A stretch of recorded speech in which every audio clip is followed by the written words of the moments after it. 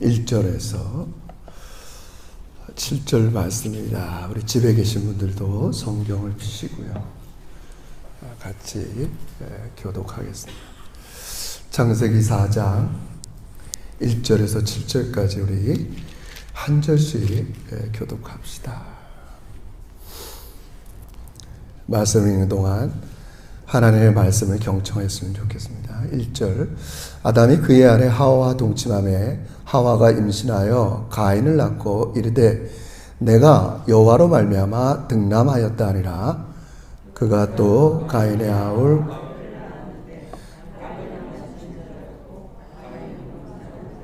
3절입니다. 세월이 지난 후에 가인은 땅의 소산으로 제물을 삼아 여호와께 드렸고 아벨은 자기도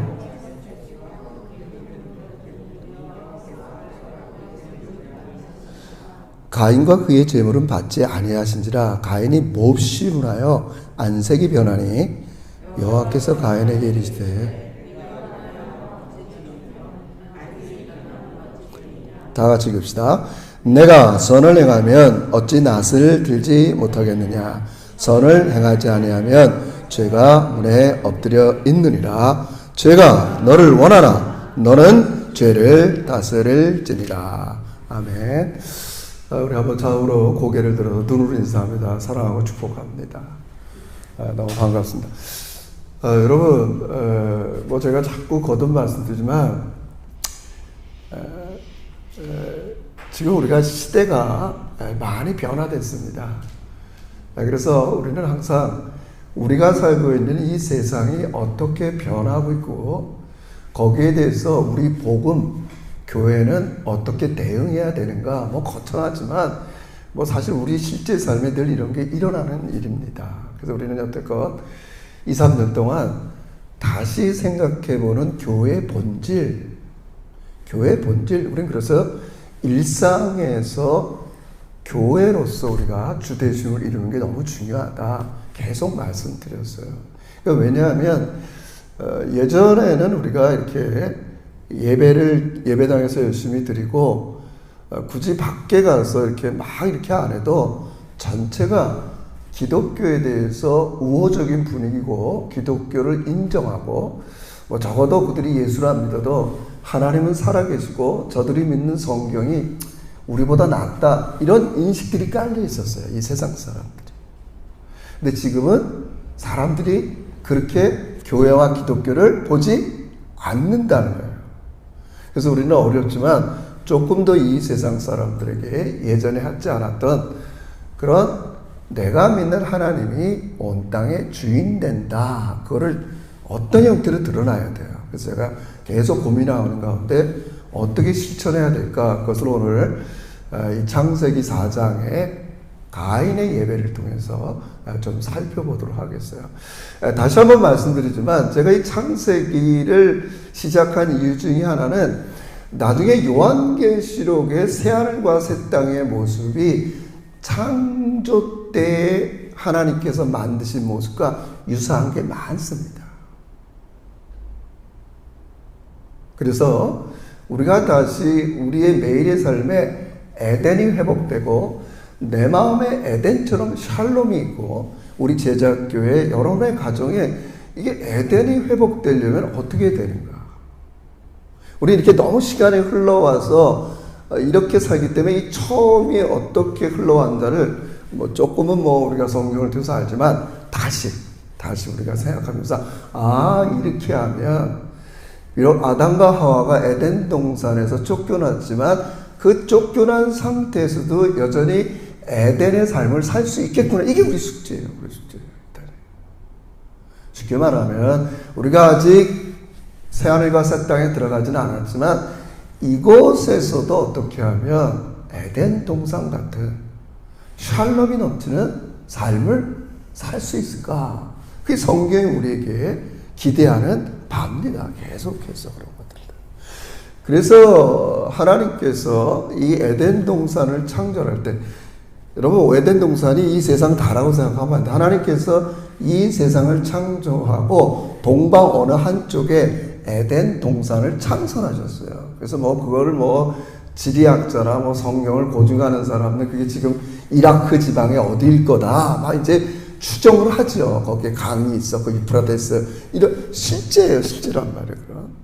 그래서 하나님은 에덴 동산을 창설하시고, 이 땅을 창설하시고, 거기 모든 과실, 나무, 강, 땅이 중요해요. 그래서 거기서 다 자라게 해서 아담과 하와가 즐기도록 만들어 놓으셨어요. 그러니까, 근데 한 가지가 뭐냐면, 제가 늘 얘기하죠. 자꾸 얘기하지만, 거기에 선악과를 두셨어요. 왜 두셨다고 그랬어요? 네가 누리는 이 에덴 동산은 내가 만든 거야. 그걸 인식하란 말이야. 너는 그냥 이 선물로 받은 거야, 이 에덴 동산. 네가 한 건 하나도 없어. 내가 다 만들어 놓고 너를 만들고 여기서 즐기라고 만들었어. 근데 아담과 하와야 딱 한 가지만 너희들이 인식하고 살았으면 좋겠어. 내가 태어나니까 이미 에덴 동산이 있고 만남 과실이 있고 이 세상이 존재하고 있는데 그게 내가 만든 거야. 그거만 인식하고 사는 거예요. 그거를 우리가 신약에 와서 제가 하나님의 주되심이라 이렇게 여러분에게 얘기했어요. 간단히 얘기하면. 그러면 에덴 동산에서는 하나님의 주인 되심, 하나님께서 이 세상을 만드시고 에덴 동산을 만들고 나에게 선물로 줬구나. 그런 걸 어떻게 행동하면 되냐면 선악과를 따먹지 않으면 되는 거예요. 그게 유일한 거 하나예요. 따먹지 않으면 되는 거예요. 그게 하나의 뭐 윤리라고 그럴까요? 행동 지침이라고 그럴까요? 하나님이 온 땅의 주인이야. 내가 너도 태어나기 전에 이 세상을 다 만들고 너한테 살도록 선물로 줬어. 그것만 인식하고 살면 돼요. 그걸 인식하는 하나의 규범이 뭐예요? 선악과를 따먹지 말라는 거예요. 근데 결론은 따먹었어요? 안 따먹었어요?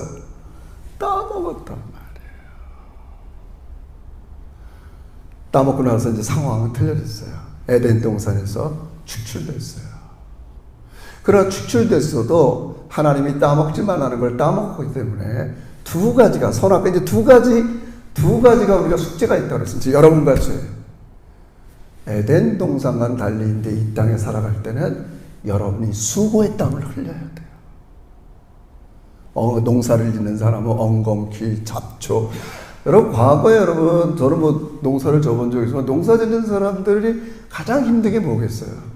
김매기, 잡초 뽑아주기. 잘하니까 계속 같이 내버려 두면 온전히 열매를 못 맺으니까 물을 심던 배추를 맺던 에덴 동산에서 쫓겨난 모든 인간들은 이제 이 땅에서 뭘 하려면 수고를 해야 돼요. 땀을 흘려야 돼요. 우리 한 주 동안 얼마나 여러분이 수고의 땀을 흘려요. 그러면서도 땀을 흘리지만 하나님은 여전히 우리의 주되심을 인정하는 거예요. 어떻게 인정해요? 안 믿는 사람은 내가 수고의 땀을 흘려서 그 덕분에 내가 먹고 산다고 그러지만 우린 내가 수고의 땀을 흘린 거를 하나님이 인정해 주세요. 내가 수고한 대로 손으로 먹을 것이다. 시편 128편에 그렇게 얘기했기 때문에. 하지만 우리는 하나님께서 선물로 주셨습니다. 인정하고 사는 게 그리스도인의 삶이죠. 그렇게 이제 조금 바뀌었어요. 그 대신 뭐가 또 하나 나타났냐면 에덴 동산에서는 내가 선택하는 게 free, 모든 게 내가 선택하는 게 하나님이 선택하는 것이요 내가 생각하는 게 하나님의 생각이었어요. 그러나 선악과를 따먹고 나서 이제 악이라는 죄라는 에덴 동산에는 선밖에 없었는데 이제 쫓겨난 에덴 동산 밖에서는 악이 존재한다는 거예요. 그래서 이제는 여러분과 제가 뭘 하나 선택할 때는 악과 싸워서 선택해야 돼요. 내가 주일날 예배당에 갈까 예배쳐서 이거는 뭔가 싸워야 돼요. 직장에 갈 수도 있고 놀러 갈 수도 있고 뭐 할 수도 있지만 그냥 되질 않아요. 뭔가 싸워서 하나를 선택해야 선을 이루는 이 상황이 됐단 말이에요. 지금 원래 상황과 틀려졌단 말이에요. 이런 상황에서 아까도 그랬어요. 에덴 동산에서는 하나님이 온 땅의 주인입니다. 이거를 하는 게 뭐라고 그랬어요? 선악과를 따먹지 않는 거예요. 그럼 선악과를 따먹고 나서 쫓겨난 지금 우리의 삶에서 하나님이 나의 주인이십니다 하는 가장 큰 게 뭐예요? 그게 바로 예배예요. 하나님이 온 땅의 삶의 나의 주인이시온 이 세상은 하나님이 만든 선물입니다. 그거를 가장 액티버티하게, 가장 적극적으로, 제가 좀 증거하는 말로 하려면 하나님의 주되심을 가장 드러나는 행위가 예배예요. 예배. 도대체 저 사람들은 왜 한 주 동안 일하고 집에서 그냥 세상 말로 퍼지게 쉬지 왜 저렇게 예배당에 가고 가정에서 예배를 드리느냐. 하나님이 온 땅의 주인인 걸 드러내는 거예요, 여러분. 너무너무 중요한 거예요, 여러분. 하나님의 주되심의 가장 핵심이 예배예요, 예배. 오늘 가인에게 이게 드러나는 거죠. 여러분 아다시피 에덴 동산에 쫓겨난 아담과 하와는 이제 시간이 지나서 아들 둘을 낳습니다. 하나는 가인이고 둘째 아들은 아벨입니다. 시간에 대해서 가인은 자기의 일상의 잡이 농사를 짓는 거예요. 아벨은 자기의 매일의 일상의 잡이 목축을 치는 거예요. 그러니까 여러분들이 일상의 잡이 있을 거예요. 여러분 어떤 분은 이런 일을 하고 어떤 분은 저런 일을 해요. 그래서 이제 이들이 예배를 드리게 됐어요. 그 당시 지금처럼 이런 정형화된 예배법이 아니니까. 그래서 오늘 본문에 보면 어떻게 예배를 드리나 보세요. 자, 4절 봅시다. 3절. 자, 이들이 드린 예배를 잘 봅시다. 4장 3절 시작. 세월이 지난 후에 가인은 땅의 소산으로 제물을 삼아 여호와께 드렸고 아벨도 자기의 양의 첫 새끼와 그 기름으로 예배를 드리니 여호와께서 아벨과 그의 제물은 받으셨으나 5절 거기까지만 가인과 그의 제물은 받지. 자, 예배를 드렸어요. 제가 지금 에덴 동산에서 쫓겨난 인간은 이제 한 가지 더 핸디캡이 있다고 그랬어요. 에덴 동산에서는 선택하는 데 이렇게 부담이 없었어요. 우리가 이 땅 사는 동안 뭔가를 하려면 늘 악과 싸워서, 죄와 싸워서 하나님의 말씀을 선택해야 되는 그런 일들이 먼저 우리에게 존재해요. 그래서 그렇게 선택해서 오늘 예배당에 나왔습니다. 또 여러분 가정에서 예배 자리에 나와 있습니다. 근데 하나님께서 가인의 예배는 받으시고 아벨의 예배를 안 받으셨어요. 왜 그러냐? 이거는 저 어려서부터 별의별 해석이 다 있었어요. 우리 어렸을 때는 하나님은 피해 제사를 좋아하는데 아벨은 이렇게 피해 제사를 드렸는데 가인은 곡식으로 드렸다. 우리 초등학교 때 그렇게 배웠어요. 신학이 발전되고 많은 사람들이 돌아보니까 우리 일상삶에서 누구는 짭이 이렇고 누구는 짭이 이런데 그 짭이 어떻게 하란 말이냐. 짭이 그런데 어떻게 하란 말이냐. 그때 막 이런 악의도 많이 했습니다. 이 본문을 가지고 나중에 히브리서 기자, 히브리서 저자가 바울이라 합시다. 정확하진 않지만 바울은 나중에 10장에서 그렇게 해석을 합니다. 이 본문을 가지고 우리 유명하잖아요. 아벨은 가인보다 더 나은 제사를 드렸다. 이렇게밖에 해석을 안 해요. 뭐가 더 나은 제사냐? 여러분도 해석을 해야겠죠. 우리도 이 본문에 분명히 하나님은 왜 가인의 제사는 안 받고 아벨의 제사는 받았을까? 성령 충만하게 감동받은 바울은 그렇게 해석을 했었어요. 아벨의 제사는 믿음으로 드렸다고 그랬어요. 그럼 제가 여러분에게 2, 3년 동안 믿음의 정의를 얘기했어요. 믿음이 뭐예요? 하나님이 온 땅의 주되심을 드러내는 게 믿음이라고 했어요. 그분이 주인이에요. 믿음 생활 잘한다는 건 그분이 주인 되는 걸 드러내는 걸 잘하는 게 믿음 생활 잘하는 거예요. 이해하시겠어요? 아벨은 어떤 건지 구체적으로 나오지 않지만 이렇게는 우리가 성경을 자세히 보면 힌트를 얻을 수 있어요. 자 보세요. 순서를 보면 하나님께서 예배를 받을 때 한번 4절 5절 한번 다시 보세요. 4절 5절 제가 읽어드릴게요. 아벨은 자기의 양의 첫 새끼와 그 기름으로 드렸더니 이게 중요합니다. 여호와께서 아벨과 그의 제물은 받으셨으나. 그러니까 단순히 그의 제물이 문제가 아니라는 걸 지금 얘기하는 거예요. 뭘 받으셨어요? 아벨을 받으셨단 말이에요.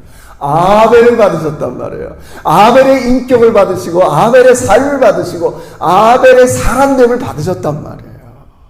아벨이 갖고 온 제물만 받은 게 아니라 똑같이 그 다음 구절에서 하나님께서 가인과 그의 재물. 그러니까 예배는 우리가 드리는 재물 모든 형태와 나라는 삶을 분리하지 않는다는 거겠죠. 그걸 바울은 믿음으로 드렸다 이렇게 얘기하는 거예요. 그죠? 믿음으로 드렸다. 제가 이 아침 여러분에게 도전하고 싶은 그럽니다. 어떻든 간에 에덴에서 쫓겨난 우리의 인간에서 우리가 하나님의 주되심을 이렇게 이뤄드리는 가장 최선의 방법이 먼저 예배인 것을 꼭 명심하시기를 주의 이름으로 축원합니다. 장소가 가정이든 장소가 일터이든 장소가 오늘 예배당이든 더 중요한 것은 여러분과 제가 예배자라는 것은 항상 명심하시기를 주의 이름으로 축원합니다. 내가 예배자예요. 예배의 핵심이 뭐라고요? 하나님이 나를 이 세상을 존재케 하시고 이 세상의 모든 것을 주었습니다. 여러분 그냥 간단한 거지만 우리 이렇게 생각합시다. 내가 엄마 뱃속에서 눈을 뜨고 나서 뭔가 인식하다 보니까 이미 이 세상은 존재하고 있다고요. 여러분 다 여러분이 고안하고 만들고 가지고 이 세상을 사는 거 아니잖아요. 여러분. 다 하나님께서 생육하고 번성하고 다스리라 문화가 발달되고 과학이 발달되고 다 하나님께서 우리에게 선물로 주신 것들이에요. 그것을 인정하는 게 바로 예배입니다. 결국 하나님께서는 보시고 계셨나 봐요. 가인과 아벨이 예배자로 나왔을 때 일상에서 주되심을 이루는 삶을 살았나 안 살았나. 여러분 그러나 실망하지 마세요. 하나님이 이렇게 한 번 예배를 안 받았다고 뭐라 그러는 게 아니에요. 본문은. 여러분 이 본문을 가만히 보면 이것도 제가 한 주 동안 여러 책들을 봤지만 하나님의 말씀은 간단합니다. 이렇게 얘기합니다. 7절 보세요. 7절. 이렇게 하나님이 이런 이제 이 예배를 안 받자 가인이 좀 낯이 하고 이러니까 하나님이 이렇게 먼저 얘기해요. 내가 선을 행하면 어찌 낯을 들지 못하겠느냐. 내가 한 주 동안에 너의 삶을 봤는데 너의 삶이 떳떳하면 그냥 고개 들고 열심히 예배하면 됐지 뭐가 문제야. 근데 고개를 못 들 만큼 부끄러워요. 하나님은 지금 이 점을 얘기하는 거예요. 그럼 뭐가 문제야?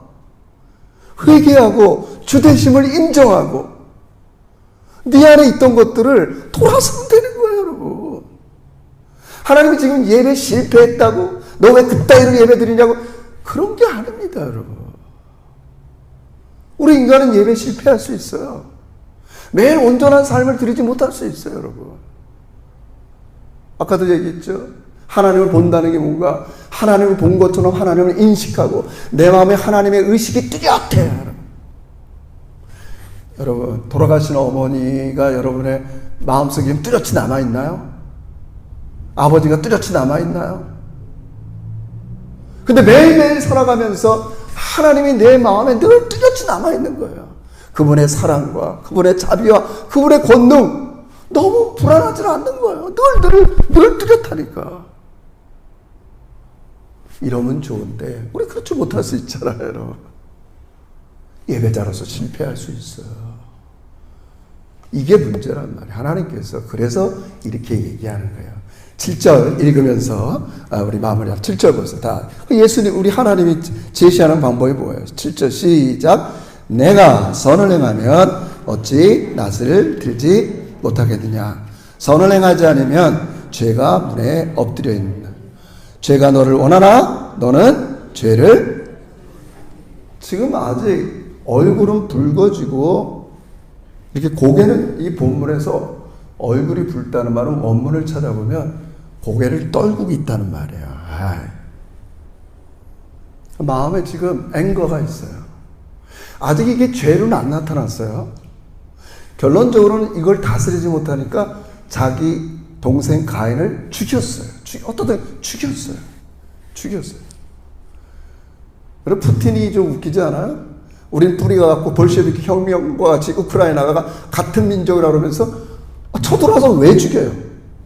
그거 우리 민족인 걸 증명하겠다. 나라 합병하겠다. 그건 말이 안 되는 거예요. 자기 형제래요. 같은 뿌리래요. 그럼 뭔가 같이 지켜주고 평화를 유지하고 그렇게 해야지. 그거를 쳐들어가서 그렇잖아요. 이 가인의 마음에는 정말 자기의 삶이 잘못됐다는 이게 있을 거예요. 그걸 우리 하나님께서 구체적으로 지금 너의 마음에 죄가 도사리고 있다. 지금은 이게 왜 하나님이 내 예배를 안 받았지? 조금 열받네? 이게 곱씹고 이거 다스리지 않으면 너 언제 이거 폭발한다? 그 얘기하는 거예요. 다스리라고. 여러분 제가 얘기했죠. 지금 왜 오늘 여러분과 저의 이 세상에 하나님의 주되심을 이루고 사는 게 왜 어려운가? 에덴 동산에서는요 어려울 게 없다고 그랬어요. 왜요? 악과 죄악이 존재하지 않았기 때문에. 지금 여러분이 살고 있는, 제가 살고 있는 우리의 이 세상에는 네 가지 힘이 늘 작동합니다. 늘 그 힘이 우리를 못 살게 굴어요. 일단 하나님의 힘이 작동해요. 우린 예수 믿으니까. 네? 하나님의 힘이 작동해요. 성령 충만한 사람은 충만하게 작동할 것이요. 또 하나의 힘은 내 의지가 작동해요. 내 의지라는 힘. 아내와의 관계에서, 애들과 관계에서, 이웃과 관계에서 하나님의 뜻을 알지만 악과 싸워서 하나님의 뜻을 선택해야 되는데 어떤 내 의지가 그러기 싫어요. 존심이 있고 내 뜻이 있고 내 자아가 있고. 여러분 이 힘이 작동한다고 우리 에브리데이 삶 속에서. 또 하나는 무슨 힘이 작동해요? 여기 나온 대로 죄의 힘이 작동해요. 여러분들 이 죄의 힘이 어디서 많이 작동하냐면 성경 제가 전체를 볼 때 여러분이 의식하지 못한 마음 깊은 곳 속에 작동해요. 때로는 탐심으로, 때로는 여러 가지. 근데 그게 어떤 상황에 되면 숨어있던 것들이 스물스물 올라오는 거예요. 제가 그래서 3일 전에 사무엘상 하면서 골리앗을 그렇게 해석했잖아요. 성경에 보니까 그때 그 본문에 보면 골리앗이 보세요. 블레셋이라는 나라가 있어요. 이스라엘은 늘 블레셋과 싸워요. 근데 거기에 골리앗이 등장해요. 저는 그렇게 해석했어요. 그 골리앗을 성경은 뭐라고 해석하냐면 싸움을 도두는 자라는 거예요. 저는 그 모습을 보면서 내 마음에 싸움을 도두는 골리앗이 있구나. 늘 나를 너 이래야 돼. 너 이렇게 살아야 돼. 네 뜻대로 해야 돼. 골리앗이 있다. 왜 우리가 이 골리앗과 싸움에서 잘 안 되는 게 여러 가지지만 제가 볼 때는 골리앗과 싸움에서 이기고 싶지 않아요. 왜요? 골리앗과 내 속에 있는 것들이 이기면 꼭 세상에서 지는 것 같은 느낌을 드는 거예요. 자존심이 상하고. 그렇잖아요. 우리 쉽게 말해서 내가 주님의 뜻대로 살면 이 세상에서도 화려하면 좋은데 그게 안 되니까 힘든 거예요. 그걸 단적으로 보여주는 분이 누구예요? 예수님이에요. 예수님 죄와 싸워요. 피 흘리기까지 싸워요. 죄의 지배가 올 때마다 푸틴처럼 탱크와 미사일로 싸우지 않고 자기 사랑으로 십자가로 싸워요. 죄는 이겼어요. 근데 로마는 더 번성해요. 이게 우리 고민이에요. 나 하나님 뜻대로 살았어. 죄와 싸워 이겼어. 그래서 복 받고 막 이래야 되는데 세상에서 여전히 달라지는 게 하나도 없어. 이게 우리의 딜레마일 수 있어요. 과거에 우리는 이렇게 복음을 전했어요. 여러분들이 예수 믿고 자라면 복 받고 삼박자 축복, 오중 축복. 현실이 달라졌어요. 달라졌어요. 정말 어려운 시대가 온 겁니다. 어렵지만 우리는 이 싸움을 포기하면 안 돼요. 왜요? 제가 그 생각을 했어요. 3일 전이에요. 제가 맨날 이런 거 고민하다가 하나님께서 야 성민아, 그래 네 말이 맞아. 너 이 땅에 이런 게 존재하고 네 안에도 이런 드글드글거리는 이런 게 존재하고 악의 세력이 네 마음속에도 존재하고 너 뭐 걱정해?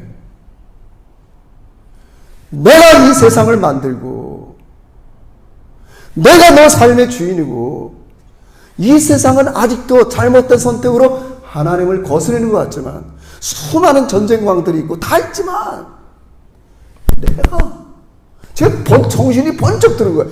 하나님의 힘을 내가. 여러분 우리가 그냥 성경을 그렇게 스토리로 읽을 위험이 많잖아요. 왜 수많은 이스라엘 사람 심지어 사울까지도 골리앗 둘레셋이 쳐들어왔을 때 다 숨지고 있는데 이 어린 다윗 하나가 물맷돌 5개를 가지고 나갈 수 있냔 말이에요. 제가 아까 했죠. 그의 퍼셉션, 그의 인식에는 하나님이 온 땅의 주인이야. 그걸 어떻게 결정했냐? 자기 일상에서 목동 노릇할 때 일상에서 고음과 뭐 이런 것들이 쳐들어갈 때 이겨본 경험이 있는 거예요. 그래서 내가 여러분의 일상을 중요시 여기는 거예요. 일상에서 내가 힘들지만 진리를 선택하고 할 때 거기에 하나님의 능력이 역사하는 거 믿으시길 주의 이름으로 축원합니다. 할렐루야. 이게 우리의 싸움이에요. 우리는 지는 싸움을 하는 게 아닙니다. 여러분 저는 항상 그래요. 하나님께서 가인에게 야 지금 죄가 움푸리고 있어. 네 안에 진노가 많어. 드글드글거려. 너 죄를 다스려. 이럴 때 다스릴 수 없는 가인한테 얘기하는 게 아닙니다. 여러분과 저는 얼마든지 죄를 다스릴 수 있습니다. 오늘 그 얘기하려고 그러면 안 돼요. 하나님 내 안에 이런 게 있네요. 우리 그걸 기도라고 그러는 겁니다. 자꾸 기도해서 내 마음에 이것들을 내려놓고 이 마음 품고 살면 어떡하겠습니까? 이 마음 대신 성령님 제 안에 가득 저를 채워주세요. 할렐루야. 그 역사가 되는 겁니다. 여러분. 우리가 다시 한번 이 창세기를 점검하면서 오늘 우리가 살아가는 세상 속에 여러 가지 힘이 작동하지만 또 늘 죄악의 세력들이 우리를 작동하게 만들고 하지만 살아계시고 능력 많으신 하나님께서 여러분의 마음속에 여러분의 삶 속에 함께하는 인식뿐만이 아니라 충만한 거예요. 세상 말로 쫄지 마세요. 저는 너무너무 하나님 앞에 하나님 너무 내가 현실의 문제만 매몰하다 보니까 진짜 하나님이 어떠고 그분이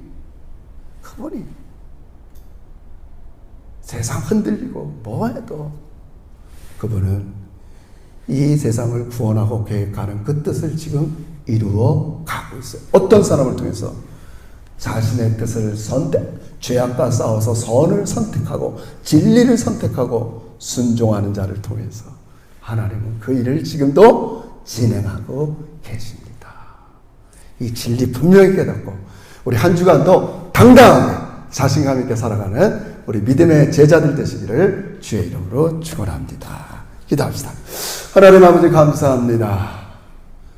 죄악이 이 세상에 들어오기 전까지는 우리의 선택은 너무나 자유롭고 부담이 없었으나 이제 죄악이 득득질거리고 그 죄악이 다른 데만 있는 게 아니라 내 안에도 마음 깊은 곳에 도사리고 있지만 늘 성령 하나님을 의지하며 죄악과 싸워서 하나님의 진리를 선택하는 우리에게 그 자리에게 권능으로 임하는 것을 믿으면서 오늘 가인에게 권면했던 것처럼 우리 속에 도사리고 있는 죄악들 우리가 이 죄를 다스려가면서 하나님의 뜻을 이루어